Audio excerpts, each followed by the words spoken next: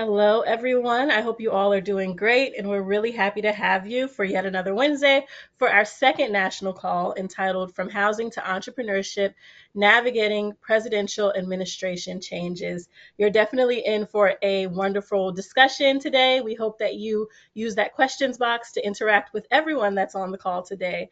And I'm really, really excited to take this in alongside you.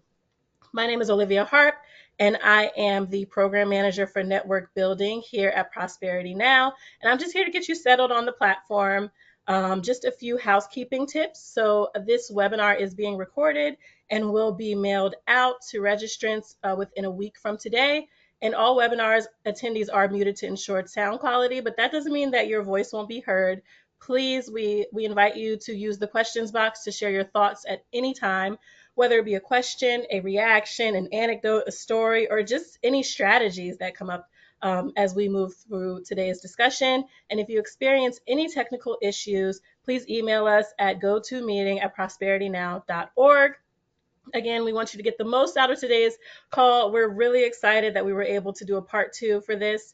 We want you to join from a quiet place, grab a coffee or snack, and just really cozy up and get ready to take in all the amazing content that we have from our experts. We want you again to engage us, send us your questions and comments as you listen, and reflect on ways to apply what you learned today to your own work. And so we are going to do some quick introductions now that you've been welcomed. And then we'll have a presentation by Intersect Public Affairs. Then we'll have a panel discussion with three amazing experts. And then we'll have some final questions and reflections, and we'll start to interact with you all and take your questions for the Q&A. And then we'll talk a little bit more about what's on the horizon. But without further ado, I would like to introduce Keyshawn Harris, the Associate Director for Community Impact.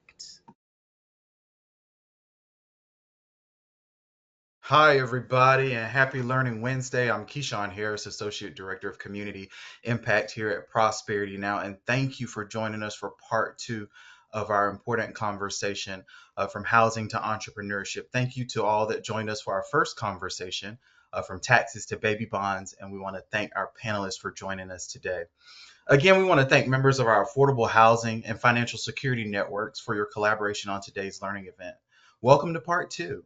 With shifting norms in the political space, Prosperity Now recognizes the importance of bringing together our partners in this work to have an open dialogue about how best to chart our paths forward. We all know that with new leadership presents opportunities for policies and programs surrounding housing and entrepreneurship to evolve. Federal policies might evolve, influencing housing affordability, small business support, and entrepreneurial initiatives. As a reminder, Prosperity Now is a nonpartisan nonprofit organization working to transform narratives and systems to ensure our economy works for everyone, and we are willing to work with any elected leader, community group, and organization to make that mission a reality. Again, thank you all for joining us. Today, we are delighted to be joined by Estuardo Rodriguez, President and CEO of Intersect Public Affairs, LLC. Estuardo also happens to be the President and CEO of Friends of the National Museum of the American Latino. He specializes in direct lobbying on Capitol Hill, the White House, and federal agencies in the areas of financial services, technology, and telecommunications. Additionally, Estuardo has been celebrated by The Hill, the National Institute for Lobbying and Ethics, as a top lobbyist, and he has cultivated a powerful network of business and civil rights leaders to help advance public policy that serves the well-being of the public. Throughout his diverse career, Estuardo has committed to advancing the interests of the Hispanic community, and he has worked on two presidential campaigns, contributing to the elevating of the importance of the Latino community as a political force and economic driver. Prior to that, he was an attorney at the U.S. Department of Housing and Urban Development under Secretary Henry Cisneros and Andrew Cuomo. And he has also worked on behalf of the U.S. Department of State as an independent political analyst in Latin America and Europe. Most recently, Estuardo was a co-founder of Raven, where he helped lead the government affairs and communications practice groups from a small team in Washington, D.C. to a national network across 5 states. Some of his clients include Charter Communications, Warner Brothers Discovery, T-Mobile, and Melia International Hotels, as well as several nonprofit organizations such as the Hispanic Heritage Foundation and right here at Prosperity Now. He uses his influence and leadership on various nonprofit and industry boards, and again, currently serves as the CEO of the Friends of the National Museum of the American Latino, a campaign that is targeted to create a Smithsonian National Museum of the American Latino on our national mall. Estuardo is a member of the Council on Foreign Relations and also serves on the University of Virginia Sorensen Institute for Political Leadership Advisory Board. Thank you again for joining us, Estuardo. We look forward to the wonderful tips that you provide our network members today. Turn it over to you. Great. Thank you so much, Keyshawn. Great to be with you again here and the amazing network of Prosperity Now. So I don't have to tell everyone what they're already seeing in the news every day or through your social media. This administration under President Trump is fast moving, moving at various parallel tracks all at the same time. And among all of the news that's within all the news that you're receiving, there's still an actual effort, bipartisan effort in on Capitol Hill, in the House and the Senate, trying to move forward an agenda as quickly as possible because you've got 2 years before, or less than 2 years now, before the midterm elections.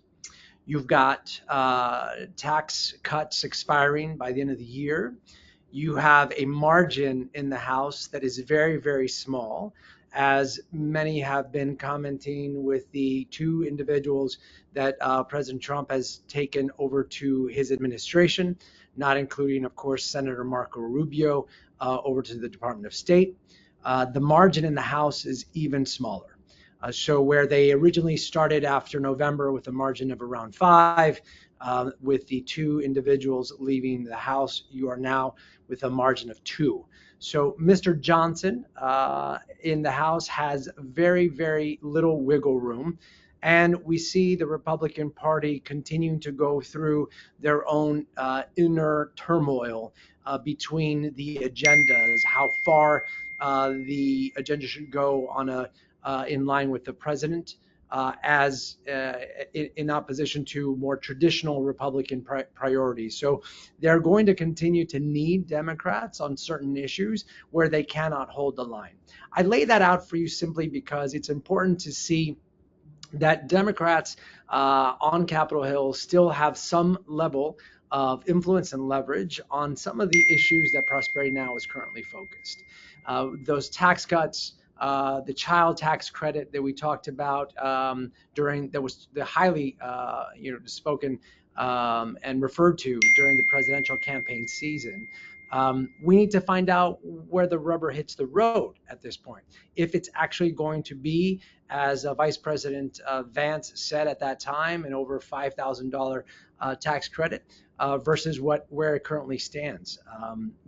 Prosperity Now has the opportunity and the network to truly influence Capitol Hill at this point, to ensure that these proposals that are being discussed really do move forward. And I think that you're going to find a Republican Party and, of course, a Democratic Party across Capitol Hill eager to try and move some of these issues while there is the political will to get some of these things done. So with that, I'll dive a little bit further into some of the issues that do expire, the policies and programs that do expire by December 31st.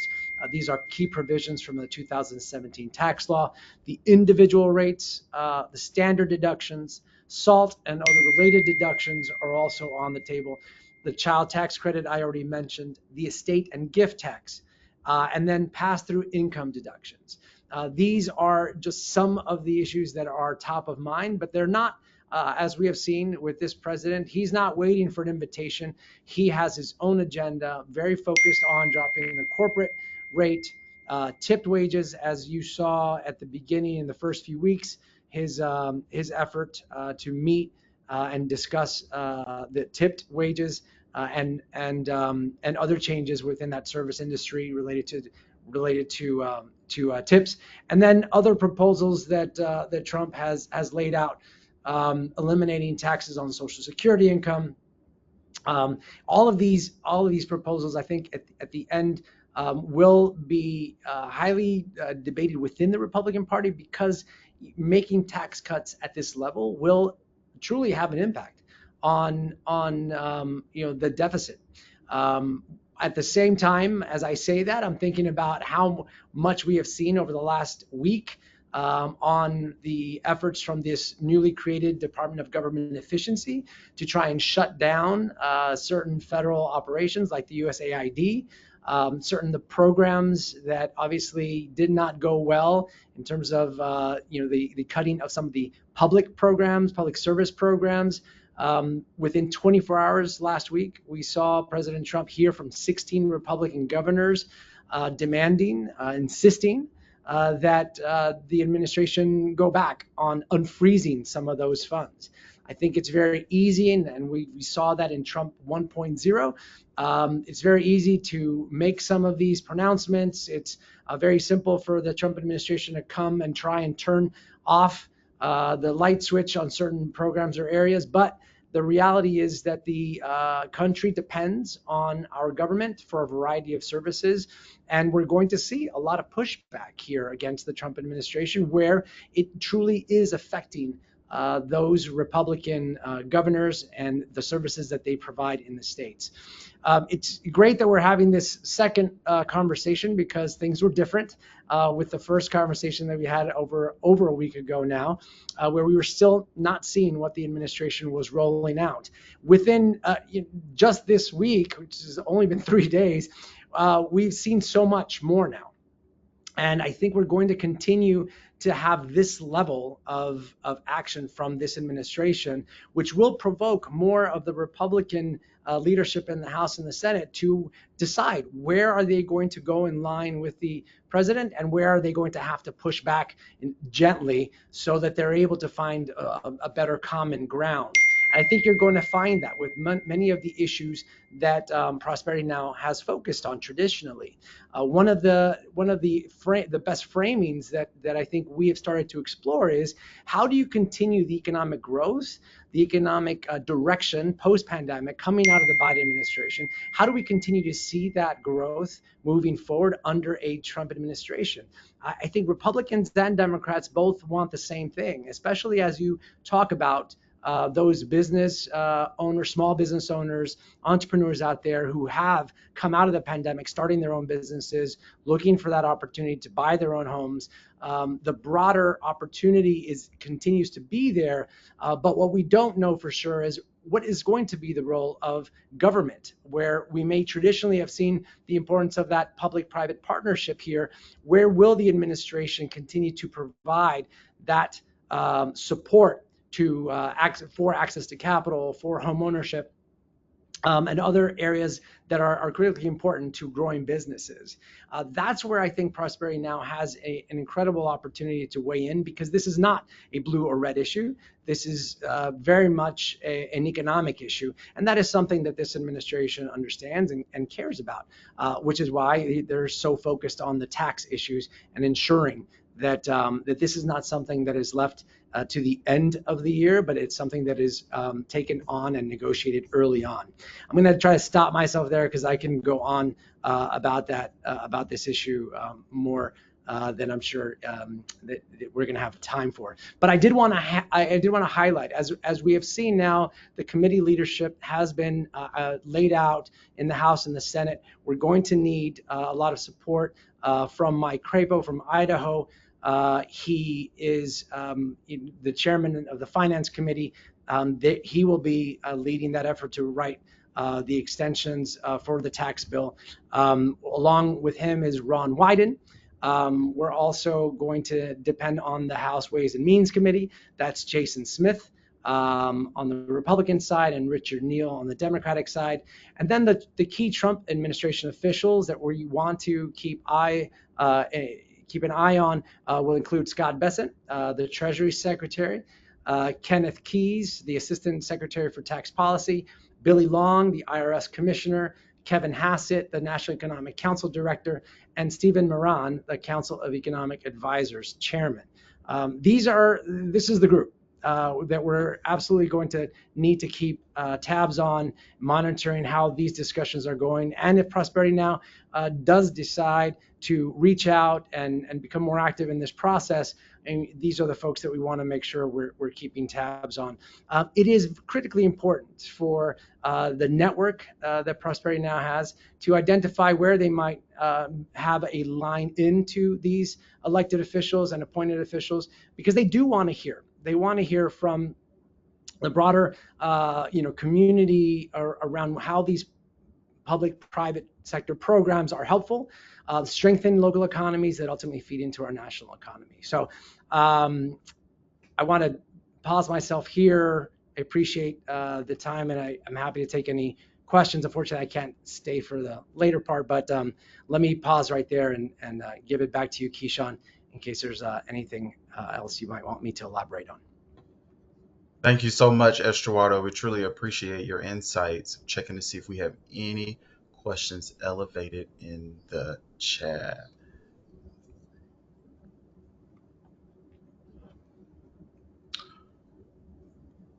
Awesome. Thank you so much. We appreciate it, Estuardo.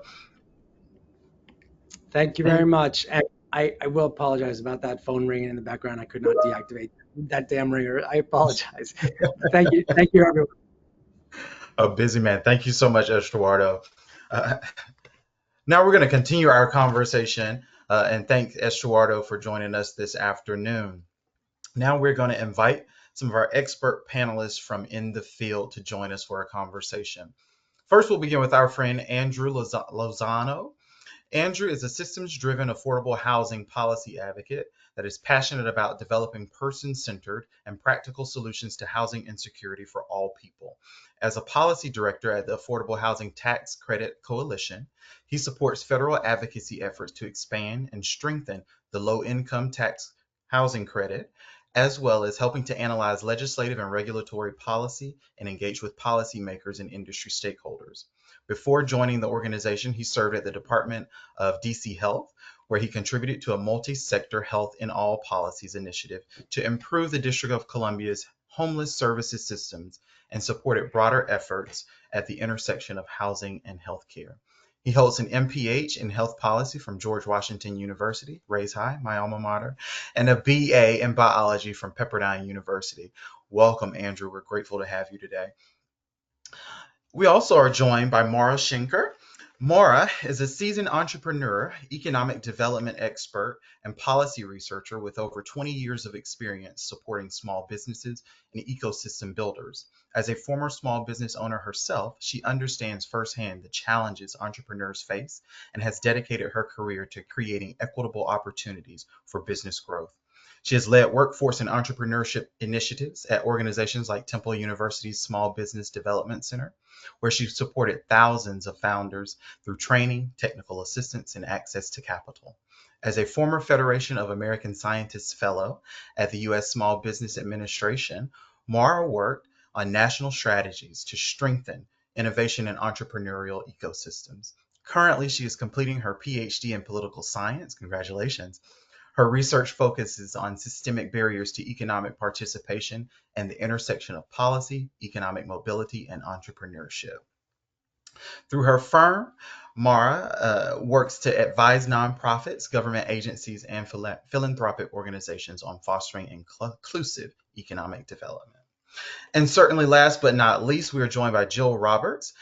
As Vice President of Advocacy for Clarify, Jill collaborates with various partners to understand systemic injustices and advance financial resilience in Greater Philadelphia's neighborhoods, working with governing agencies, legislative representatives, and community leaders to ensure the unique needs of families across the region are uplifted by Clarify's financial empowerment model, as well as advocate for policies and programs that help families build and preserve intergenerational wealth.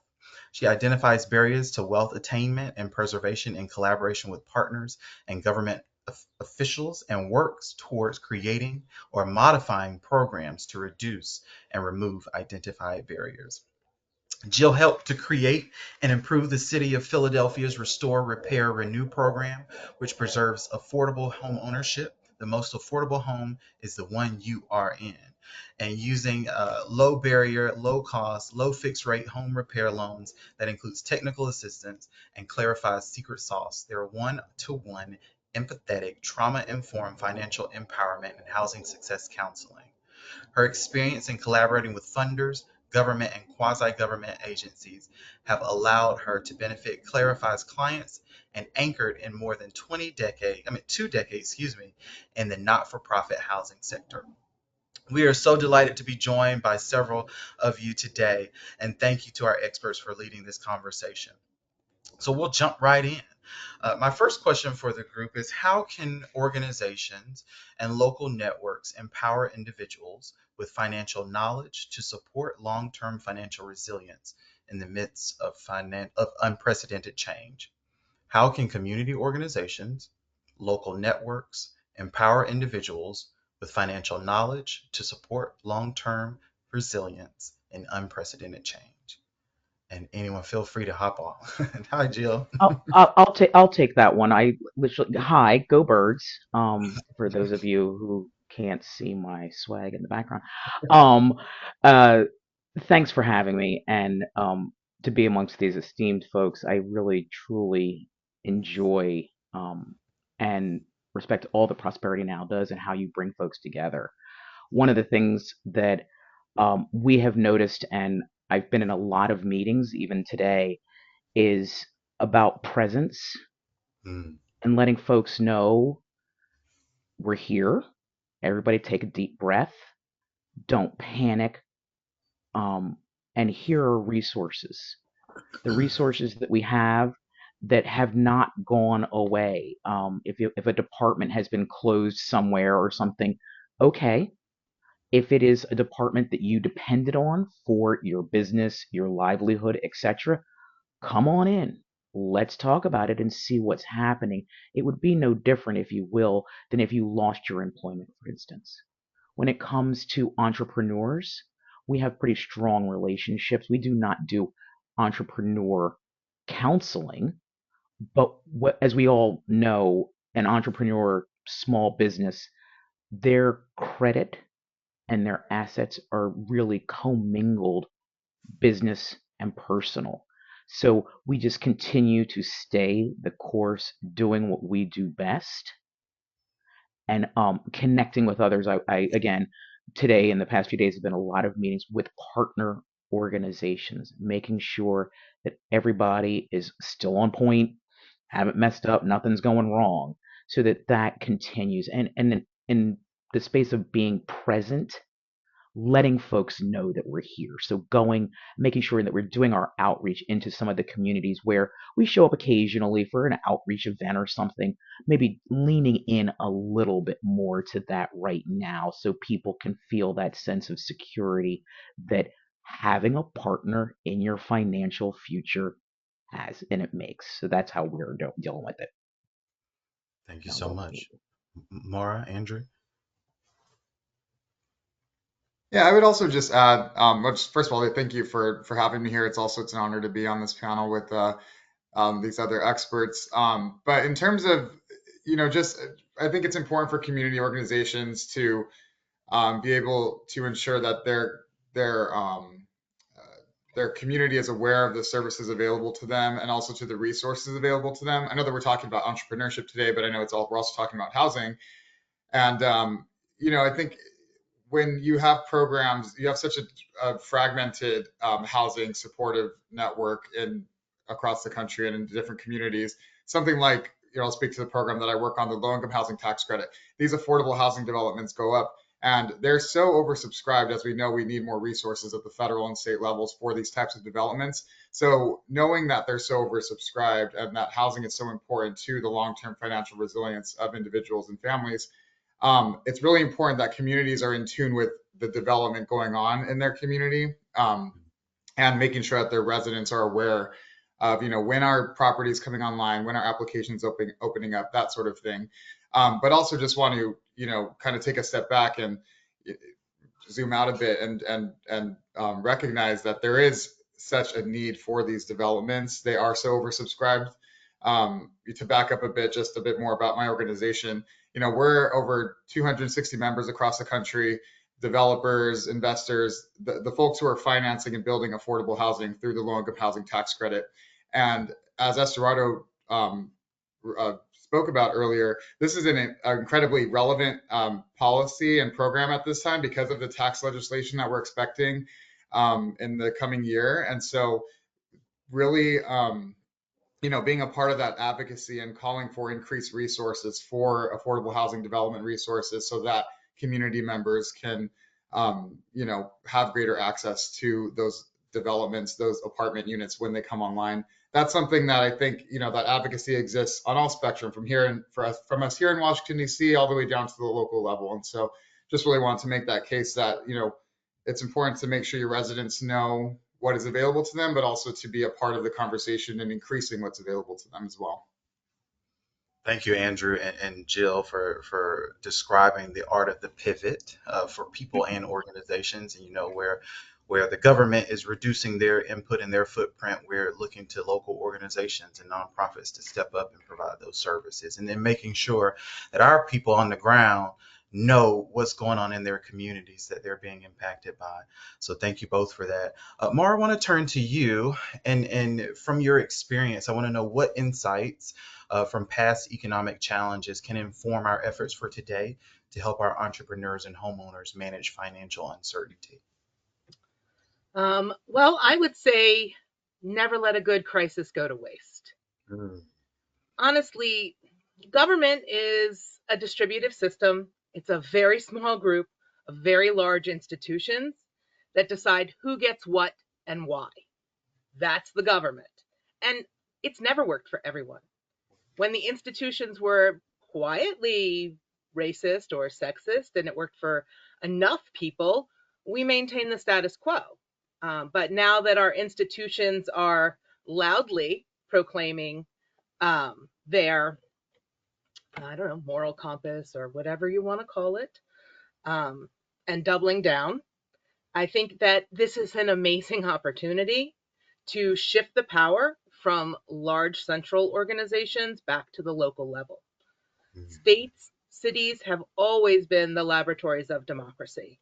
And they've tested the economic policies, things like public banking, state loan funds. We saw with COVID a lot of major changes very quickly. We know people can mobilize when they have to, and that's really, I think, what we have right now. It's a time to mobilize. It's a time for the municipal and state governments, not the federal government, to stand up and move power and take the power back and support people that live in their communities. Public banking, I love because we just have to take the power from a central few and disperse it to the people who live in our neighborhoods and our communities. But honestly, there's nothing new happening. It is just loud and in your face. But the businesses that couldn't access capital before still can't access capital. I mean, that's not new. That's not different. The housing crisis that was going on before is still going on.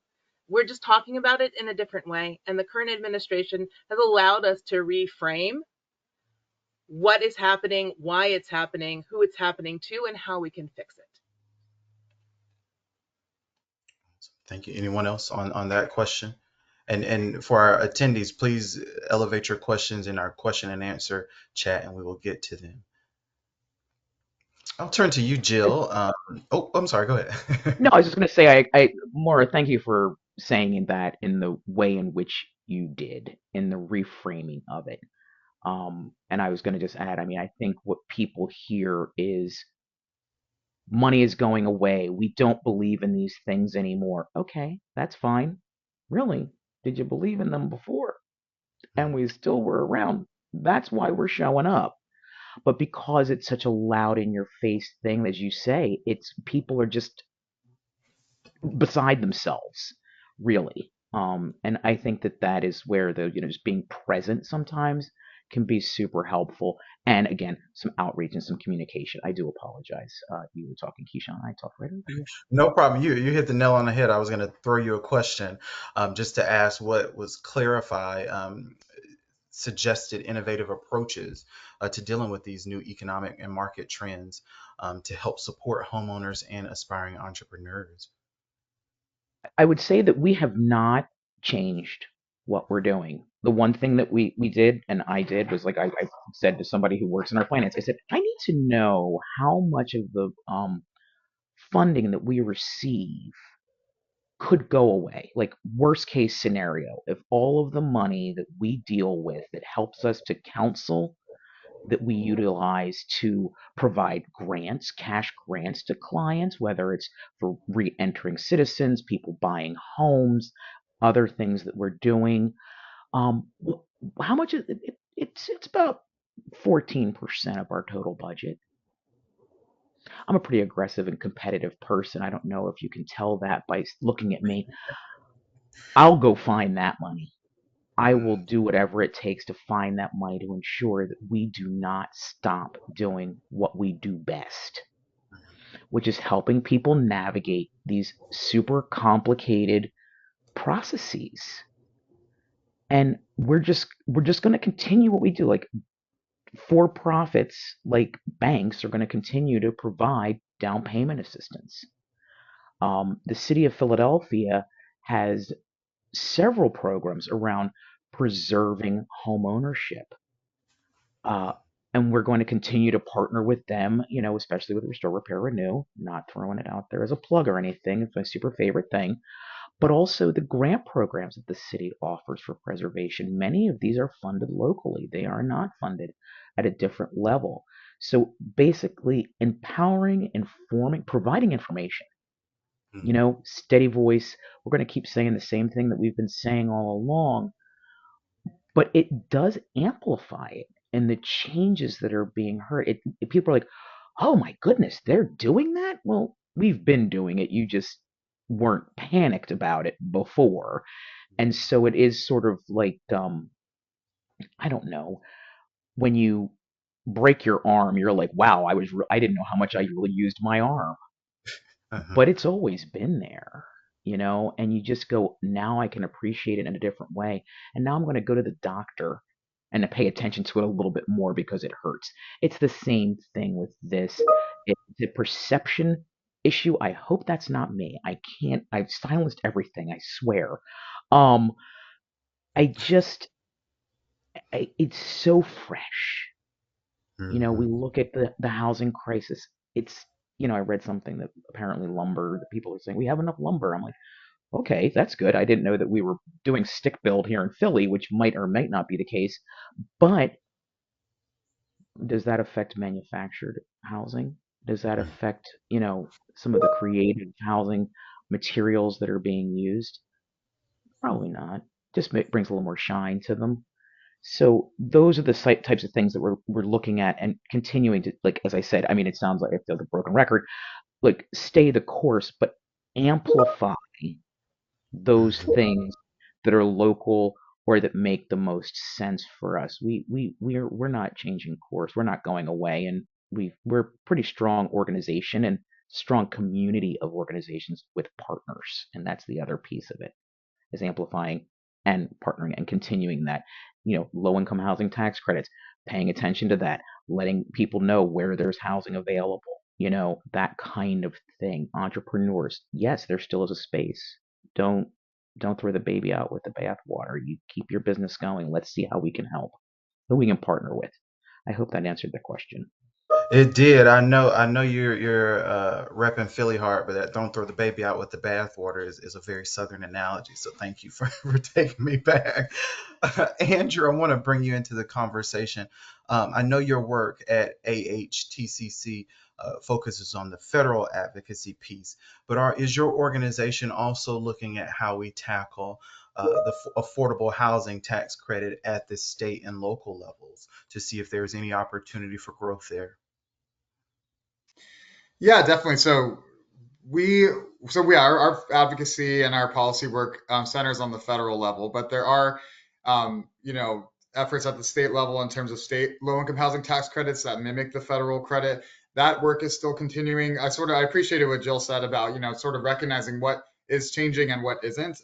So I'll also say in our world, there's a lot of dust in the air, but when if you can kind of see through the fog, you can see that there's still these efforts going on with state low income housing tax credits at the local level. There's still a need and an issue around zoning reform and how that limits affordable housing development. So those efforts are still continuing. So we do have those conversations and get see where we can get the ball rolling in terms of making some progress there. I'll say in the last version of we have a flagship piece of legislation called the Affordable Housing Credit Improvement Act.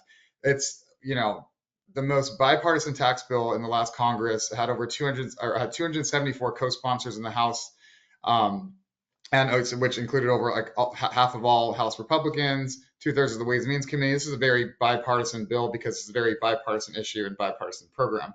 That bill last year had a what's called a sense of Congress provision, basically calling for Congress to do something about local zoning reform.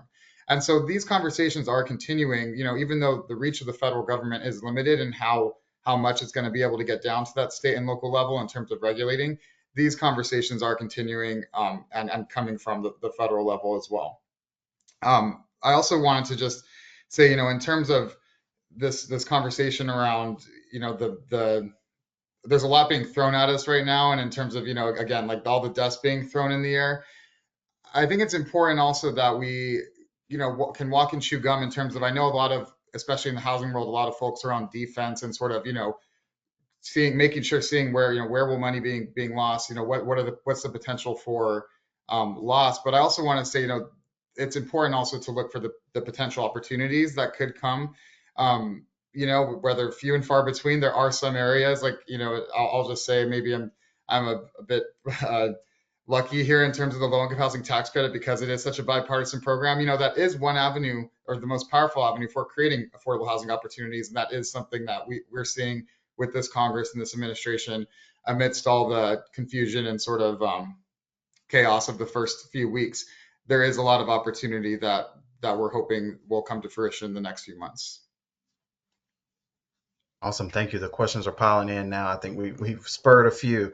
A question for you, Andrew. How do you see the federal policy affecting the allocation of 9% and 4% tax credits moving forward? Well, yeah, I'll tell you, in terms of the allocation itself, we know that's a state level process, but what I'll tell you we hope to see is that, our two priorities this year, one of them is, so back in 2018, there was a 12.5% increase to the 9% side of the credit. Unfortunately, that was not extended beyond 2021, so that's been let to expire. So essentially what we saw was at the end of 2021, a cut to the nation's most powerful affordable housing program, while the affordable housing crisis has only been getting worse. So what we're hoping to see this year is what we almost saw last year, which was that 12.5% increase restored, and we're actually hoping to see it expand upon more. But last year, there was a bipartisan tax bill that passed in the House of Representatives that included an increase by 12.5% to the allocation of 9% credits that states get. So that would have just, given more affordable housing resources to the states. We also saw there's another provision that would lower the bond financing threshold for the 4% side of the program. So that would also enable states to produce more affordable housing with the 4% side of the program, because it would lessen the burden on their private activity bond cap. So we're hoping that, while that passed in the House last year, it didn't pass in the Senate, and that was due to other tax provisions, broader politics of being an election year, that sort of thing. So what we're hoping that this year, we're very well positioned to be included in tax legislation that is, quite frankly, inevitable because of the expiration of many of the provisions from the 2017 tax reform bill. So we're just continuing to lay the groundwork and remain deeply engaged in the conversations to see those provisions enacted, so that we'll see an increase in the allocations that states are able to make. Thank you, Andrew. We had another question for all panelists. I'll start with you, Mara. Which federal initiatives are you monitoring most closely? And how are the SBA and its various loan programs being perceived and potentially impacted? Well, I personally am monitoring tariffs, because that's supply chain disruptions. And we saw what happened with supply chain disruptions during COVID and how it affected availability and cost of materials and goods. And today I saw that the post office said it's not delivering packages from China. So, I mean, there are other shipping options, but if you just stop and think, the United States Post Office just declared with no notice that it's not going to deliver anything from China. That's just crazy talk. But the other thing, wait, I had something. What's the question again, Kishon? Oh, the SBA. Oh, yeah. No, I got Yeah, this one. yes. Oh, yeah. I got so, okay. So when I was at the SBA, one of the program I worked on the most was the Growth Accelerator Fund Competition, which was a program to advance equity, which we're not allowed to say anymore, in the innovation ecosystem by giving prize money. So not a heavy administrative burden, not crazy reporting requirements, to organizations so that they could reach communities that are often left out of access to resources. So the deadline for this program this year was supposed to be last Friday, but on Thursday, they released an entire new set of guidelines for the program, removing the words equity, underserved, minority, socially and economically disadvantaged individual, which had been the catch-all. All of it's gone. There's the word undercapitalized, but other than that, it is just a program open to everybody for everything. And it lost all of its meaning. And then they put out the new guidelines a day before the competition closed, and then they extended the competition a week so that you could go through your application and delete all the words. And we saw that even before this current administration with 8A, after the Fearless Fund lawsuit, when all of a sudden firms that wanted to be 8A certified had to write some heartfelt narrative about how their race or gender had personally impacted their business, rather than just, assuming, and based on knowledge, not just an assumption, that, there are certain privileges and privileged people in this country. So I'm expecting all of the diversity words, the woke words, to be taken out of all the programs, making them available to everybody. And when you have a system that is not actively anti-racist, it will reinforce the status quo, which means the people who have always gotten will get. And these programs, which weren't necessarily open to them, are now open to them. So yeah, I don't love that. Thank you for that insight, Mara. Any other comments on that one? The question was, um, what federal initiatives are you monitoring closely, and how are the various loan programs being perceived?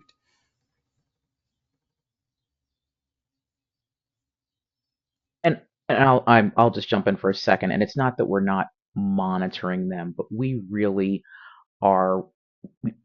We're local, but at the same time, we are affected by things that happen to, housing, HUD.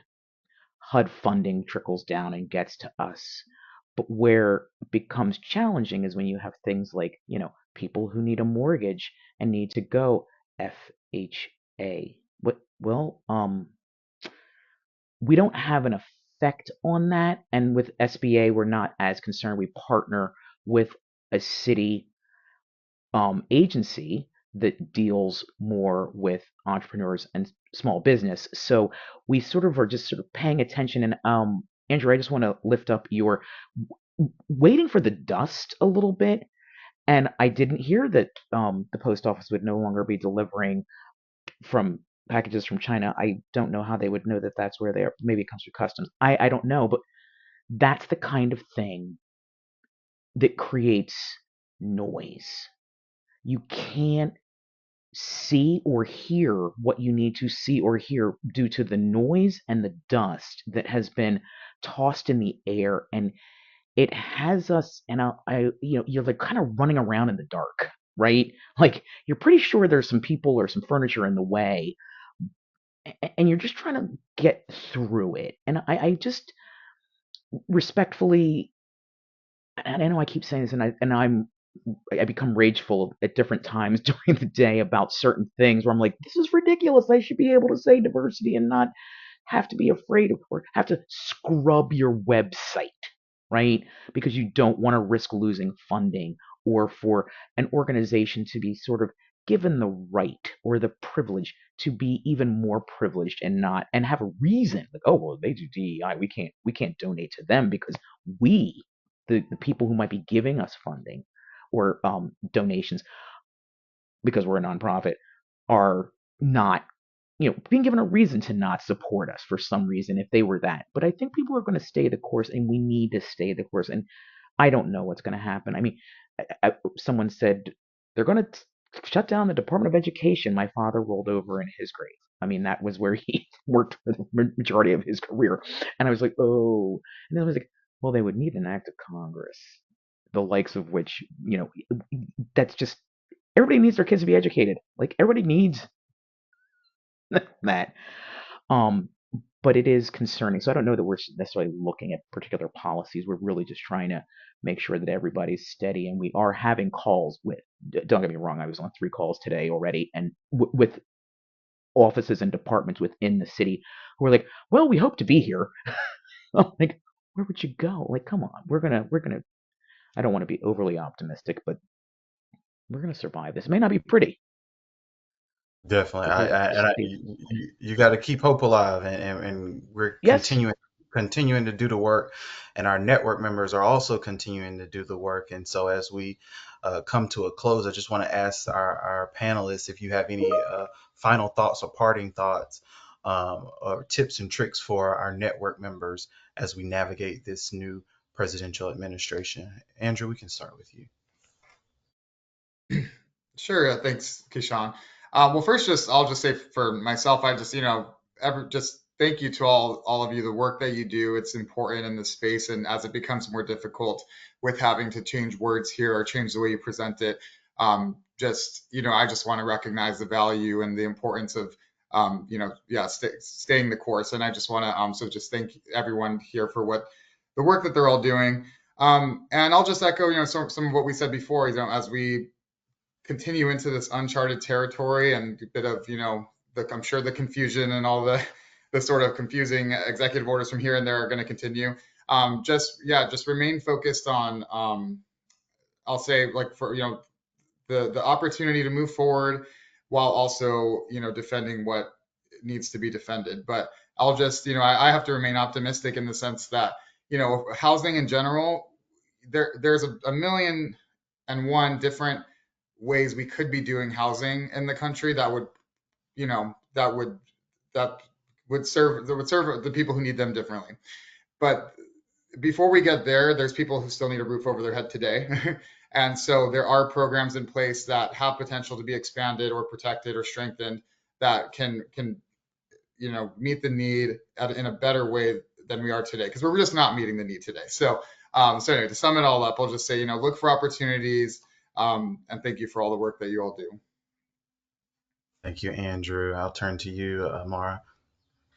I would say invest your resources, whatever your resources may be, in your local ecosystem. Stay present, and when you feed into your local ecosystem, when you create jobs, when you find solutions together, they're more likely to stick. I'm not maybe as optimistic as my fellow panelists, and I don't think that every organization is going to survive this. And what I think is that some people need to keep their heads down and stay the course, and some people need to stick their necks out and speak up. And then determining what group you fall in is your responsibility right now. Thank you, Mara. And Jill. I'm proud to say that Mara is an implanted Philadelphian, so I love that energy that comes through when you speak. So thank you, and Andrew, and thank you for having us here, and for those who are paying attention to this, like thank you.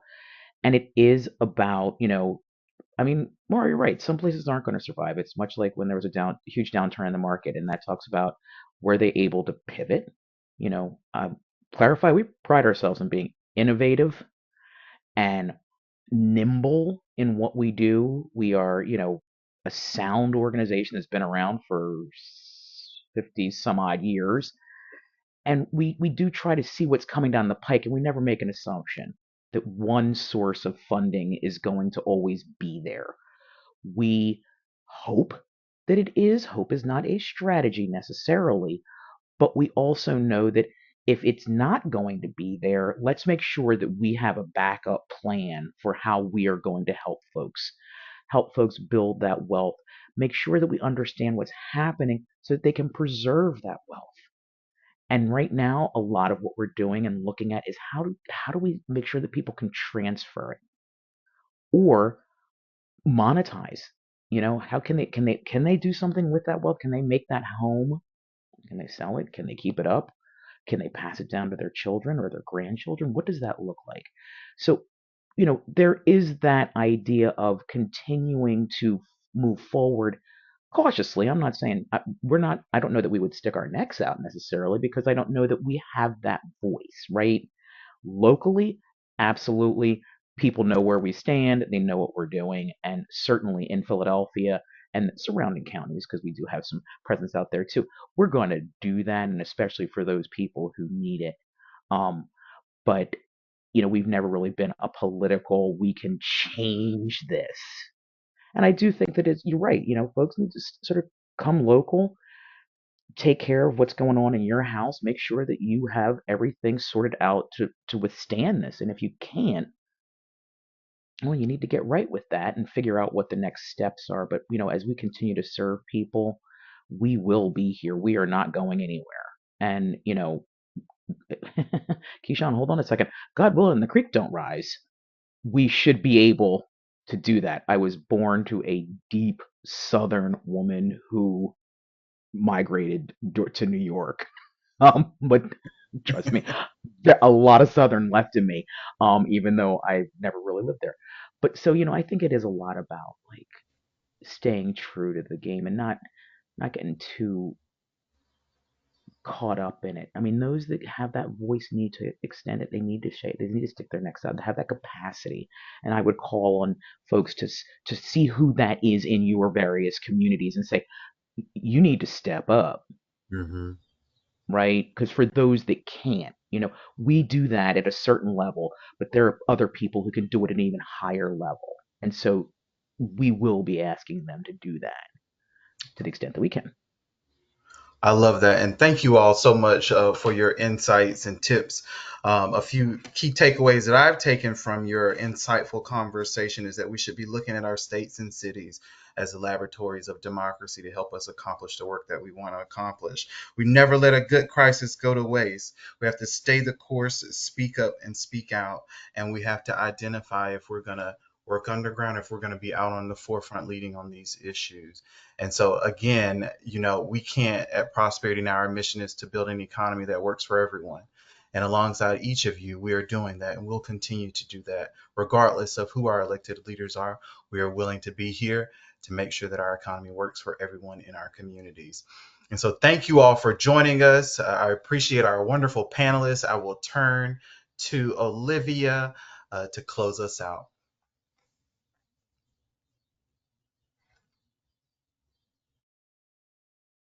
Hi, everyone. Thank you so much for joining us today. Again, we really enjoyed this discussion of heavy hitters and wonderful experts. We want you to keep in touch, and we'll be sure to do the same. Please complete the follow-up survey. And again, we really, really appreciate your engagement. You are absolutely the fuel in our Prosperity Now tank, and we cannot wait to continue to collaborate with you all, keep in touch with you all, and learn alongside you all. Thank you.